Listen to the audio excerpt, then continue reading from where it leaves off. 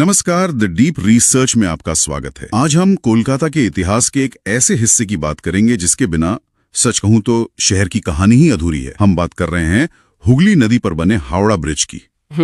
ये सिर्फ एक पुल नहीं है, बल्कि इंजीनियरिंग का एक ऐसा अजूबा है जिसे देखकर आज भी लोग हैरान हो जाते हैं। मतलब सोचिए, एक विशाल पुल जो नदी के दोनों किनारों पर सिर्फ 2 पिलर पर टिका है, और नदी के अंदर एक भी सपोर्ट नहीं। एक भी नहीं।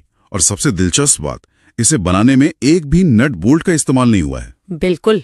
और ये कहानी और भी रोचक हो जाती है जब हमें पता चलता है कि जो पुल दूसरे विश्व युद्ध में जापान की बमबारी से बच गया, उसे आज पान और गुटके की पीक से खतरा है। यही तो विडंबना है।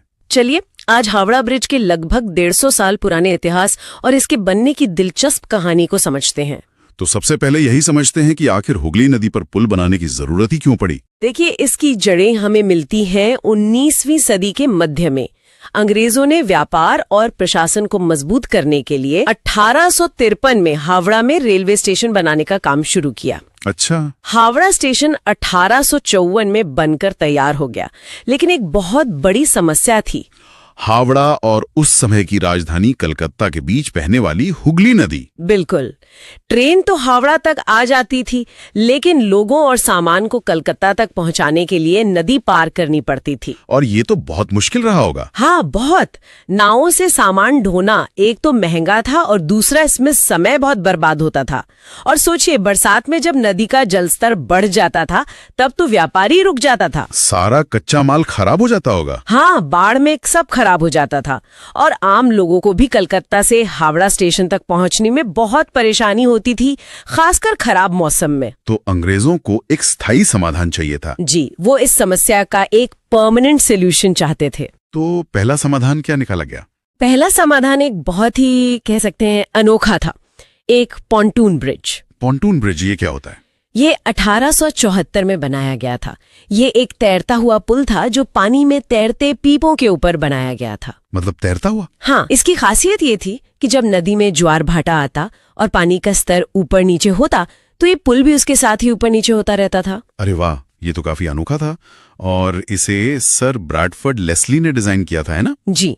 और इसका डिजाइन ऐसा था कि जरूरत पड़ने पर इसे बीच से खोलकर 2 हिस्सों में अलग किया जा सकता था। अच्छा, ताकि बड़े समुद्री जहाज आसानी से गुजर सकें। बिल्कुल। इसे बनाने में लगभग 22 लाख रुपए का खर्च आया और ये 17 अक्टूबर 1874 को आम जनता के लिए खोल दिया गया। लेकिन जैसा आपने कहा, ये एक अस्थायी व्यवस्था ही थी। हाँ, समय के साथ इस पर ट्रैफिक इतना बढ़ गया, खासकर बैलगाड़ियों का, कि पुल कमजोर पड़ने लगा और जाम लगना तो मतलब आम हो गया था।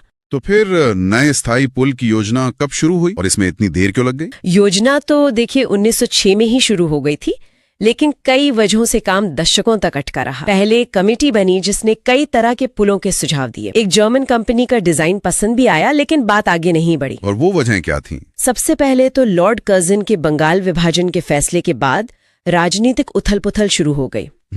फिर 1911 में अंग्रेजों ने राजधानी कलकत्ता से दिल्ली शिफ्ट कर दी, जिससे पुल का काम फिर टल गया। मतलब कलकत्ता की अहमियत कम हो गई एक तरह से। हाँ। और रही सही कसर 1914 में शुरू हुए पहले विश्व युद्ध ने पूरी कर दी। मतलब एक के बाद एक रुकावटें आती रहीं, तो आखिरकार बात आगे बढ़ी कैसे? 1921 में तब एक मशहूर उद्योगपति और आर्किटेक्ट RN मुखर्जी के नेतृत्व में एक कमेटी बनाई गई। उन्होंने ही 1922 में अपनी रिपोर्ट में कैंटिलीवर ब्रिज बनाने का सुझाव दिया, जिसे मान लिया गया। अच्छा। इसके बाद टेंडर निकाले गए और आखिरकार 1935 में एक British company Cleveland bridge and engineering company को इसे बनाने का कॉन्ट्रैक्ट मिला। और 1936 में आखिरकार नए हावड़ा ब्रिज का निर्माण शुरू हुआ। ये अपने आप में एक बहुत बड़ी चुनौती रही होगी। बिल्कुल। इसे बनाने में कुल 26,500 टन स्टील लगना था। दिलचस्प बात यह है कि दूसरा विश्व युद्ध शुरू होने की वजह से ब्रिटेन सिर्फ 3,000 टन स्टील ही भेज पाया।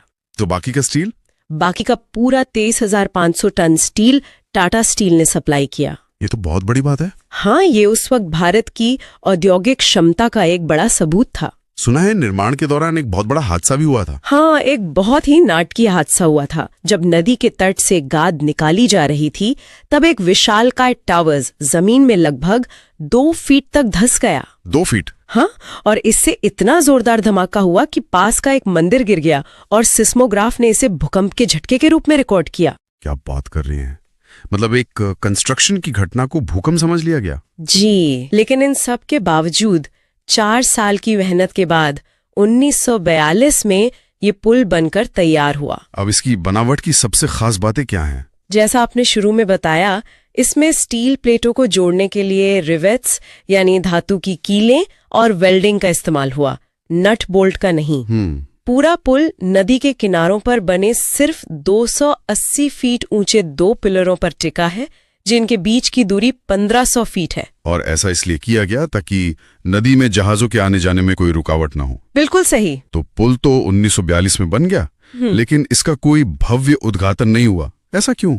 उस समय दूसरा विश्व युद्ध चल रहा था और अंग्रेजों को डर था कि जापानी एयरफोर्स कलकत्ता पर हमला कर सकती है। अच्छा, तो वो ध्यान आकर्षित नहीं करना चाहते थे। हाँ, इसलिए बिना किसी समारोह के चुपचाप पुल को आम जनता के लिए खोल दिया गया। और ये डर सच भी साबित हुआ। जी, 20 दिसंबर 1942 को जापानी विमानों ने पुल के आसपास बमबारी की। उनका निशाना पुल और पास का पोर्ट था, लेकिन शायद अंधेरे की वजह से निशाना चूक गया और बम एक होटल पर जा गिरा। और पुल को कोई नुकसान नहीं पहुंचा? एक खरोच तक नहीं आई। आजादी के बाद 1965 में इसका नाम बदलकर महान कवि रविंद्रनाथ टैगोर के सम्मान में रविंद्र सेतु कर दिया गया। हाँ, कर दिया गया। लेकिन लोग आज भी इसे हावड़ा ब्रिज ही कहते हैं। बिल्कुल, ये नाम ही इसकी पहचान बन चुका है। अब उस विडंबना पर आते हैं कि जो पुल बमबारी झेल गया, उसे आज किससे खतरा है? आज इसे सबसे बड़ा खतरा है पान और गुटखे की पीक से। ये सुनना ही अजीब लगता है, मतलब पान की पीक से? हाँ, 2011 की एक इंस्पेक्शन रिपोर्ट में पता चला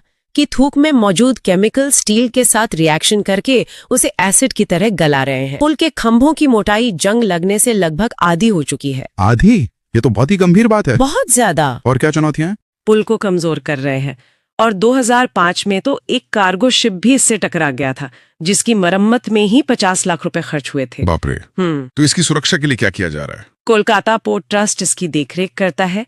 पिलरों को बचाने के लिए अब उनके निचले हिस्से पर फाइबर ग्लास लगाया गया है। अच्छा, ताकि पीक सीधे स्टील तक ना पहुंचे। हाँ, और समय समय पर इसकी सफाई और पेंटिंग होती रहती है।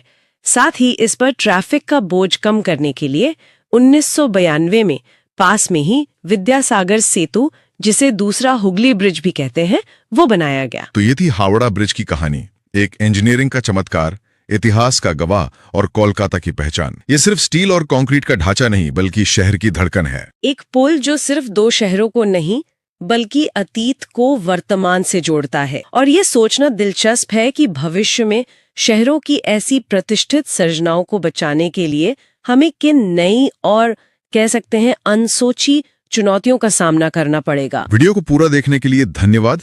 चैनल सब्सक्राइब और वीडियो को लाइक शेयर जरूर करें। ऐसे और इंटरेस्टिंग न्यूज और फैक्ट देखने के लिए चैनल को सब्सक्राइब जरूर करें। धन्यवाद।